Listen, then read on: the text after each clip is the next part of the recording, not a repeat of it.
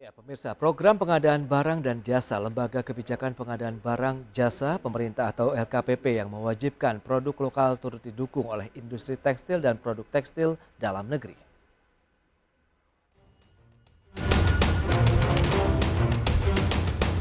Program pengadaan barang dan jasa Lembaga Kebijakan Pengadaan Barang Jasa Pemerintah atau LKPP yang mewajibkan produk lokal turut didukung oleh industri tekstil dan produk tekstil atau TPT dalam negeri. Meski demikian, industri TPT belum begitu merasakan dampak yang signifikan. Pasalnya, hingga kini masih banyak lembaga pemerintahan yang menggunakan produk impor untuk pakaian atau seragam yang digunakan. Ketua Umum Asosiasi Produsen Serat dan Benang Filamen Indonesia, Retma Gita menyampaikan, memang sudah seharusnya penggunaan lokal lebih diutamakan oleh pihak pemerintah sangat berdampak positif. Meski demikian, Retma menilai bahwa saat ini industri TPT belum begitu merasakan dampak yang signifikan dari program LKPP ini. Pasalnya hingga kini masih banyak lembaga pemerintahan yang menggunakan produk impor untuk pakaian atau seragam yang digunakan. Dengan demikian, menurut Retma masih banyak aturan dan pendukung lainnya yang perlu dibenahi supaya ke depan penggunaan produk dari industri TPT lokal bisa semakin digaungkan. Tim Liputan IDX Channel. Ya, pemirsa, untuk membahas tema kita hari ini, industri tekstil dukung program LKPP wajibkan produk lokal. Kita sudah tersambung melalui Zoom bersama dengan Bapak Retma Gita Wirawasta, Ketua Umum Asosiasi Produsen Serat dan Benang Filamen Indonesia. Ya, selamat pagi Pak Retma. Pagi Mas, pagi. Ya, salam sehat Pak. Sehat, salam sehat. Baik, sebelum membahas lebih jauh, bisa Anda update terlebih dahulu bagaimana dengan kinerja industri TPT ini di tengah pemulihan ekonomi Indonesia? Apakah memang ada permintaan yang melonjak signifikan atau masih melandai?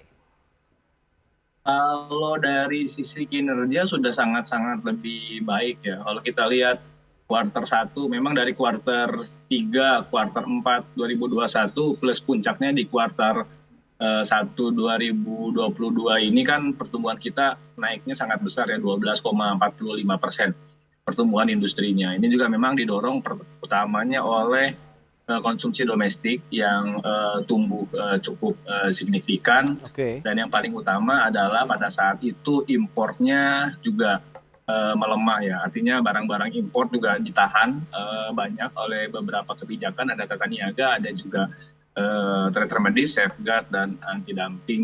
Nah, terus juga akibat kebijakan ini ada semacam semangat atau kepercayaan diri dari teman-teman pengusaha untuk melakukan investasi. Makanya di kuartal 1 kemarin investasi sangat tinggi. Itu yang membuat pertumbuhannya juga sampai 12,45. Kalau sebelumnya kan di kuartal 4 pertumbuhan hanya 5%, di kuartal 3 pertumbuhannya 3%. Nah, ini pemulihannya jelas-jelas terlihat sangat signifikan. Nah, kami lihat sih di kuartal 2 ini memang pertumbuhannya tidak setinggi di kuartal pertama ya, tapi masih ada di sekitar, kemungkinan ada di sekitar 8 sampai 10% gitu. Oke, 8 sampai dengan 10% dari kuartal kedua ini memang kalau kita lihat ini lebih kepada karena tingginya permintaan domestik atau kebijakan tadi safeguard kemudian anti dumping yang memang ini efektif nih melindungi industri TPT domestik. Itu kedua-duanya ya sangat berhubungan ya. Yang pertama memang pertumbuhan konsumsi akibat kita kan ekonominya juga sudah mulai membaik, daya beli masyarakat juga sudah mulai membaik, plus juga itu yang menyebabkan konsumsinya mulai naik. Plus pada saat itu juga kan ada momentum Lebaran ya. Oke. Di sisi lain juga ada kebijakan-kebijakan yang menghambat produk-produk impor. Jadi kalau sebelum-sebelumnya pertumbuhan kita yang cukup baik ini diisi oleh produk-produk impor, tapi akibat kebijakan-kebijakan yang sudah sangat-sangat baik ini, jadi kita bisa masuk ke pasar dalam negeri dan bisa memenuhi kebutuhan dalam negeri. Baik, ini ada rencana berikutnya mungkin yang sudah dicanangkan juga oleh pemerintah bahwa kewajiban produk lokal ini untuk Lembaga Kebijakan Pengadaan Barang dan Jasa Pemerintah atau LKPP ini atas semua produk-produk TPT ini bisa seharusnya begitu ataupun bisa dikatakan wajib lah menggunakan produk lokal. Bagaimana tanggapan APSFI sendiri? Ya, kami sangat menyambut baik ya ini kebijakan dari LKPP. Memang kita ini kan produsen, kita dikenal sebagai produsen tekstil dan produk tekstil dunia gitu ya. Jadi kalau kita harus menggunakan barang impor untuk kebutuhan-kebutuhan dalam negeri, terutama kebutuhan seragam pemerintah gitu ya, kebutuhan-kebutuhan belanja pemerintah, kalau kita impor kan agak aneh ya, padahal karena kita kan produsen tekstil dalam negeri, kita sudah memproduksi lebih sangat-sangat banyak brand-brand dunia di sini gitu Oke. ya. Tapi kalau kita harus impor kan sayang sekali gitu. Baik, tapi dengan penerapan kebijakan ini sudah merasakan dampak yang signifikan dari sisi peningkatan produksi, pemasaran, ataupun kinerja secara keseluruhan? Ya kalau sekarang kita belum ya, belum belum ada dampak yang signifikan atas kebijakan ini. Memang ini kan kebijakannya juga kebijakan yang cukup baru ya. Memang ada beberapa peraturan yang harusnya dibenahi lebih dulu ya supaya kita bisa bisa mendapatkan porsi itu ya. Kalau sekarang peraturannya sistemnya TKDN 40%, tapi juga TKDN-nya juga tidak mendrive penggunaan bahan baku lokal, jadi hanya di hilirnya saja. Jadi karena kita kan rantainya kan sampai seluruhan ya. Jadi kalau kalau dengan sistem aturan yang sekarang bikin di dalam negeri tapi bahan bakunya impor, sedangkan bahan baku itu ngambil porsi 50% dari biaya produksi, Oke, dan itu impor juga sudah bisa dapat 40% TKDN-nya. Nah, mungkin ini yang lagi kita diskusikan dengan teman-teman di Kementerian Perindustrian agar peraturannya ada peraturan-peraturan yang disempurnakan, yang kita benahi peraturan, jadi kita bisa betul-betul produk dalam negeri ini dari hulu sampai hilirnya bisa digunakan oleh oke. belanja pemerintah di aturan LKPP ini. Nah, jenis aturan seperti apa yang diharapkan menjadi suatu aturan yang lengkap dan sempurna? Mengingat kan tadi Anda katakan bahan baku aja kita masih impor. Ya. Kalau bahan baku sebetulnya dalam negeri bisa Hmm, kita penuhi ya. Hanya masalahnya kan memang aturan yang sekarang ada mhm, terkait tingkat kandungan dalam negeri oke, itu tidak mendrive atau tidak mendorong penggunaan bahan baku lokal. Jadi eh, misalkan garment ya, kalau garment kan yang jadi kan pakaian jadi ya. Pakaian jadi kalau cost produksinya 50%-nya bahan baku, mhm, sisanya kan di dalam negeri ya 50% lagi, itu sudah mendrive karena kan sistemnya sistem cost base ya, sistem oke. cost base 50% sudah dia sudah pasti bisa dapat, tapi kan itu tidak mendorong penggunaan bahan baku dalam negeri dan tidak mendorong sampai ke hulunya, sedangkan industri kita kan dari hulu sampai hilir, jadi ini Betul. sangat-sangat tipis, sangat-sangat tipis dan tidak tidak mendrive,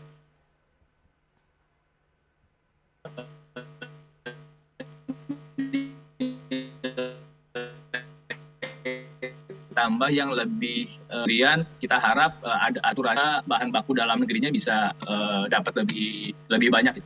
Nah, itu dia. Lantas kira-kira berapa sih yang diinginkan dari teman-teman APSFI bahwa memang penggunaan dari bahan baku lokal pun bisa di-exercise lebih jauh begitu?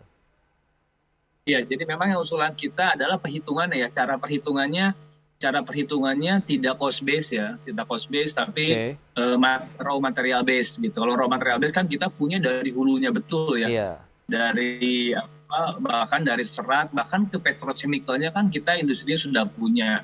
Kalau oke. kita bicara rayon bahkan dari Halo? pulp dari pohon, kalau cara perbaiki, saya kira memang nanti dari hulu sampai hilirnya akan menikmati kebijakan LKPP ini. Oke, tapi berdasarkan pengamatan dari teman-teman, industri TPT lah terkait dengan penggunaan, entah itu produk-produk TPT yang dilakukan oleh pemerintah sendiri, apakah semuanya sudah menggunakan produk lokal? Belum ya, jadi memang yang agak sulit ini terutama di Pemda ya. Kalau di TNI, Polri sudah sebagian besar saya kira sudah menggunakan produk dalam negeri karena kita kan produsen seragam untuk militer. Oke. Nah, terus juga kalau untuk di kementerian-kementerian saya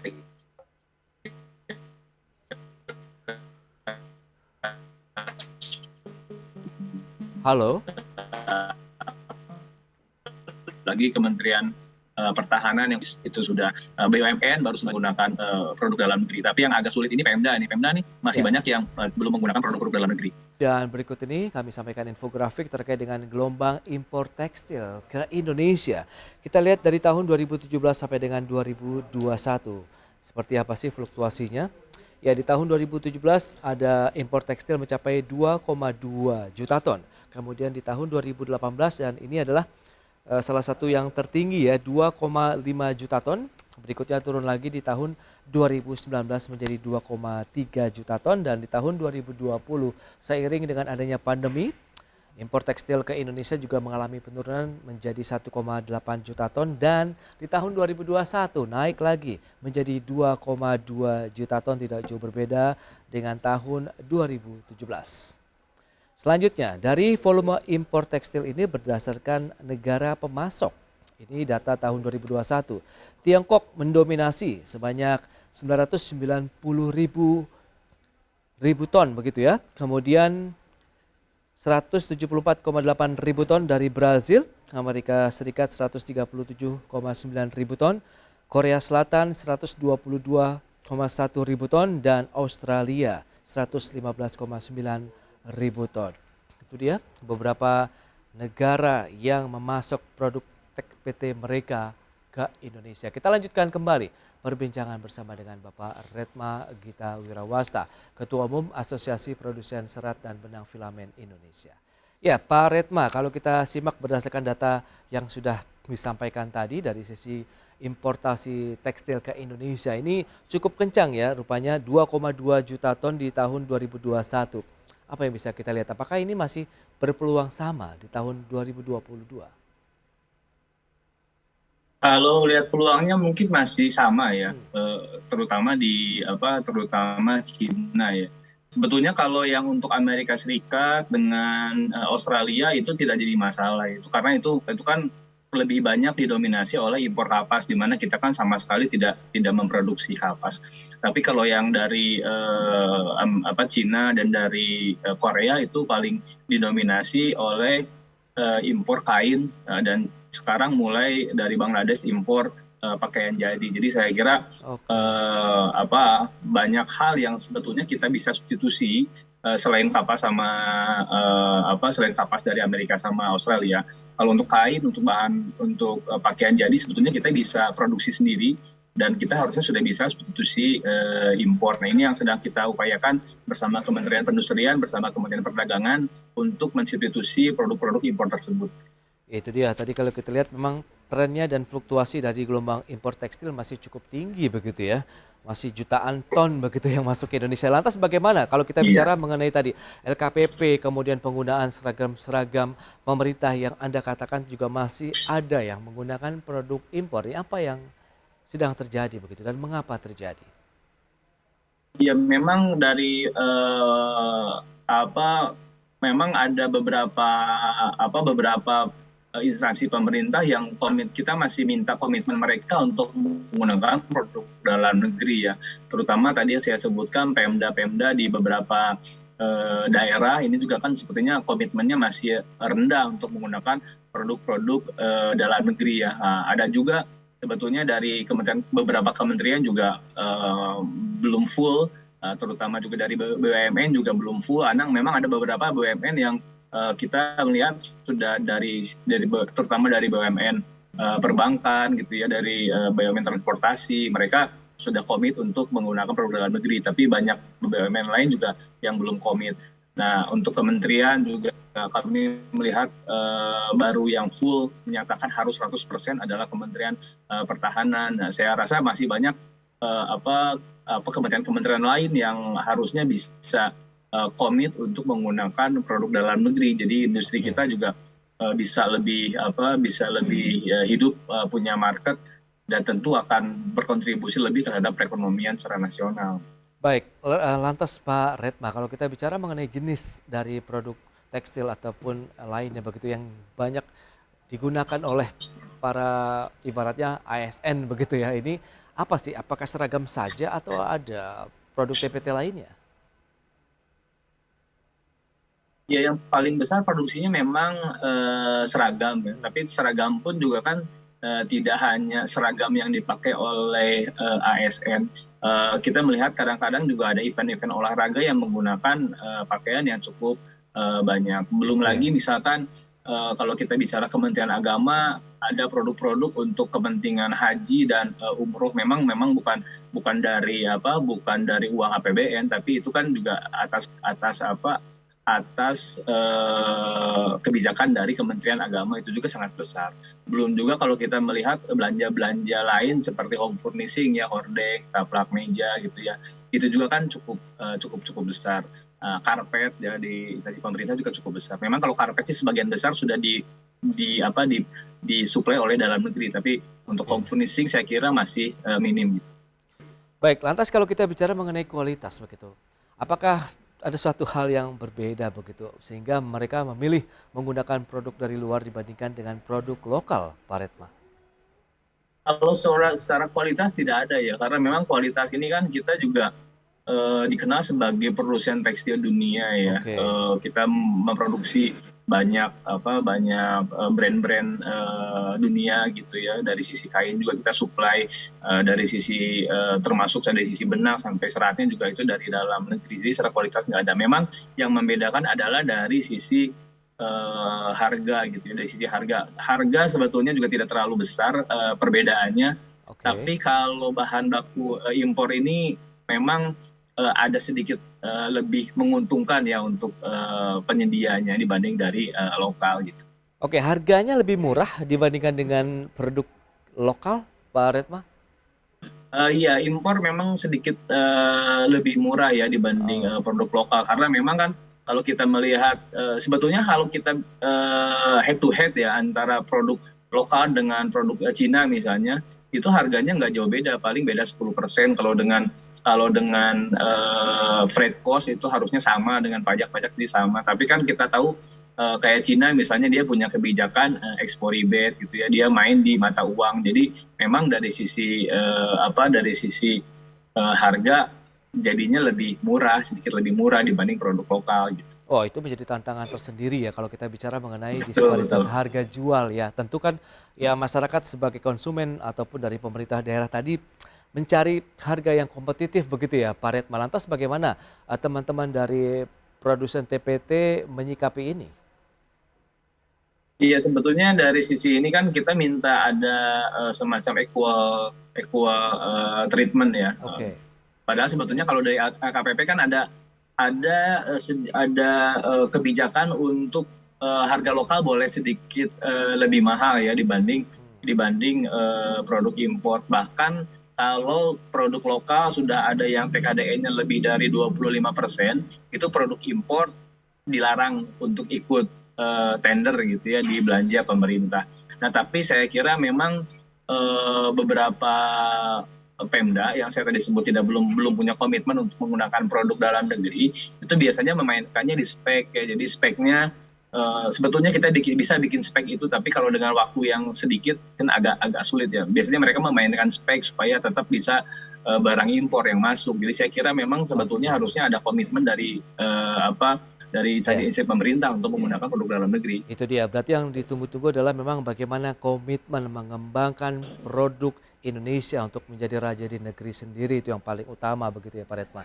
Iya. Ya, lantas terbaru ini dari Kementerian Perdagangan kabarnya juga akan berkomitmen menutup keran impor untuk produk TPT begitu. Bagaimana realisasinya hingga saat ini? Sudah ada koordinasi ataupun diskusi begitu dengan pelaku di industri TPT sendiri, Pak Retma? Iya, memang 2 minggu yang lalu ya kami bertemu dengan Pak Zulkifli, dengan Pak Mendak kami dari Asosiasi APSIVI dan API. Karena memang di akhir kuartal 1 kemarin APU-nya dibuka lagi import untuk tender. Jadi itu yang membuat pasar sedikit banjir barang-barang impor. Nah, maka kemarin kita ketemu dan Pak Mendak sudah sangat mengerti apa yang terjadi gitu ya, dan Pak Mendak juga sangat pro produk lokal. Jadi Pak Mendak punya komitmen untuk menutup lagi keran impor yang melalui APU. Dan bagaimana hasilnya hingga saat ini? Apakah kalau sekarang sih memang itu peraturannya kan belum dirubah ya, karena memang peraturannya di Permendak 25 dan itu bersatu dengan import Oke. barang-barang lain, bukan hanya tekstil saja. Tapi Pak Mendak punya komitmen untuk merubah itu. Selama itu belum dirubah, Pak Mendak berkomitmen untuk tidak mengeluarkan izinnya dulu. Oh, Jadi izinnya oke. ditahan dulu untuk APU gitu. Jadi Iya, dan iya. sekarang sih kelihatannya sudah, tapi memang sekarang di market masih banjir impor karena memang dari sebelum-sebelumnya kan sudah dibuka Betul. nih. Nah, jadi mereka menggunakan ini yang lama, tapi untuk yang baru saya kira dari Kemendak Oke. sudah tidak mengeluarkan izin impor lagi. Baik, itu berarti sisa produk impor sebelumnya, begitu ya, Pak Retma bisa dikatakan. Iya. Oke, lantas kalau kita bicara mengenai dari kebijakan dari Kementerian Perdagangan begitu yang diinginkan dari produsen TPT sendiri lebih ke sisi yang mana?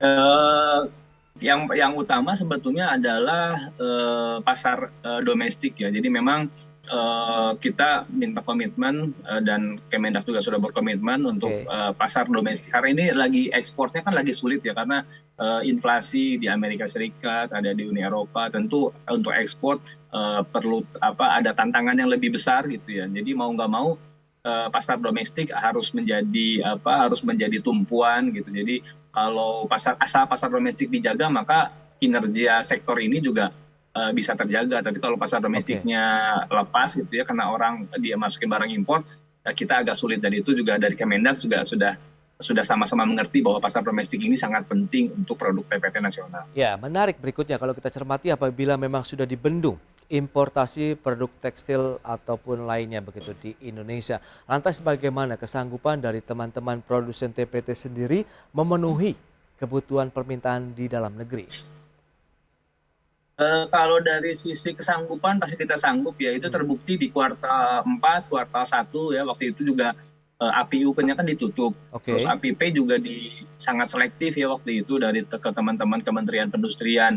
Dan waktu itu di kuartal 1 terutama konsumsinya kan lagi tinggi, lagi sangat tinggi karena ada momentum lebaran.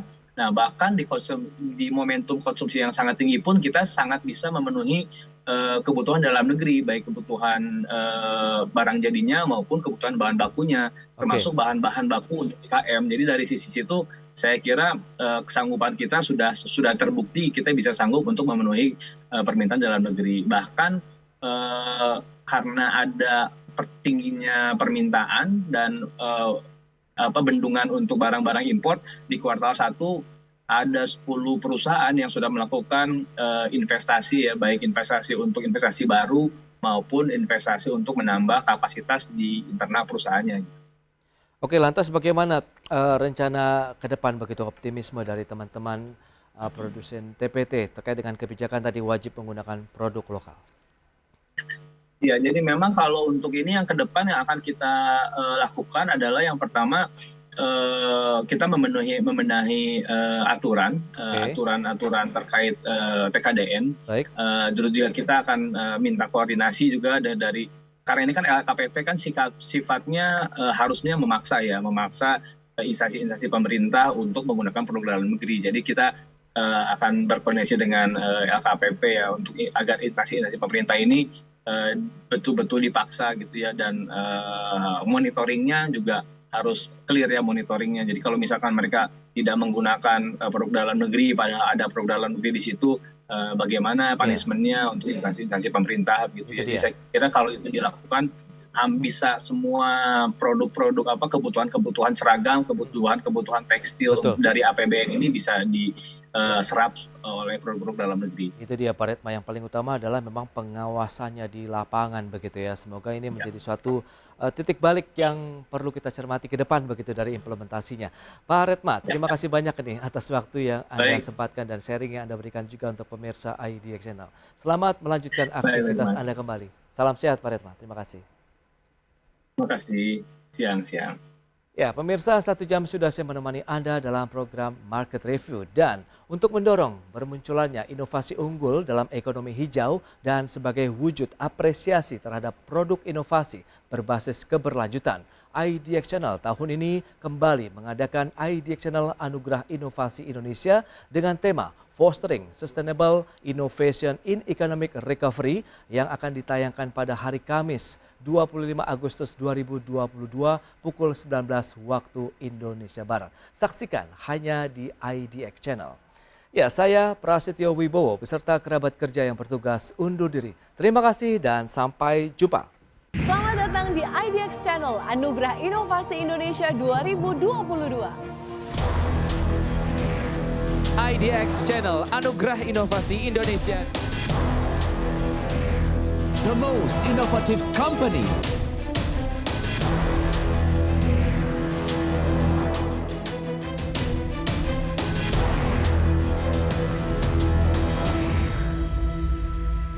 IDX Channel Anugerah Inovasi Indonesia tahun 2022 adalah suatu ajang penganugerahan dan apresiasi kepada perusahaan-perusahaan yang telah menunjukkan inisiatif inovasi yang unggul, berdampak luas, dan berkelanjutan. Saksikan IDX Channel Anugerah Inovasi Indonesia 2022 hanya di IDX Channel.